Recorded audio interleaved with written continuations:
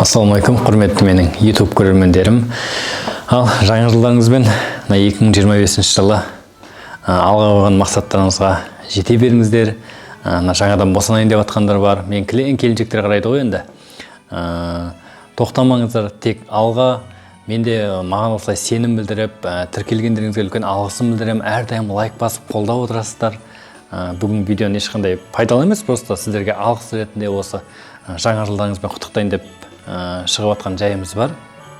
Жалпы алдағы уақытта сіздерге көптеген пайдалы ақпараттармен бөлісетінімді хабарлаймын. Құрметті аналар, сіздер ең басты лайк басып мен қолдап отырсаңыздар, мен тоқтамаймын. Бұл бастамасы әлі. Біз әлі негізі бітеп шыққан жоқпыз. Жалпы бізде уже бастамасының өзінде қанша 216 мың подписчик оқырман болды. Біз тоқтамаймыз, бұнымен алда үлкен жоспарлар, үлкен жұмыстар бар. Қаншама дәрігерлермен сұхбат жүргіземіз әлі, ортопед, педиатр, невропатолог, барлығын сіздерге сұхбатқа не аламыз. Чтобы сіздердің сұрақтар қоясыздар ғой маған. Сол сұрақтарыңызды сол дәрігерге қоямын. Яғни тегін ақпараттарды беретін боламын сіздерге.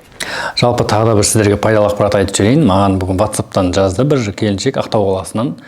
Балам 1 жаста. WhatsApp-тан жіберіп жатыр, суретін жіберіп жатыр рентгеннің. Ұршығы мүлдем жоқта.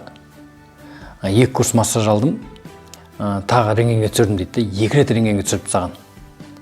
Ортопедке барған, массаж ал деген и все, болды. Ол дұрыс емес.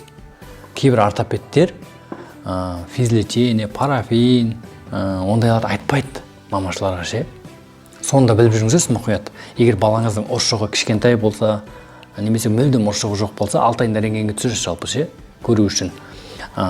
Сосын ортопедке барыңызда назначение жазып берді, өзіңіз айтыңыз ортопедке. Маған физлечениеге жазып берді дәрісімен.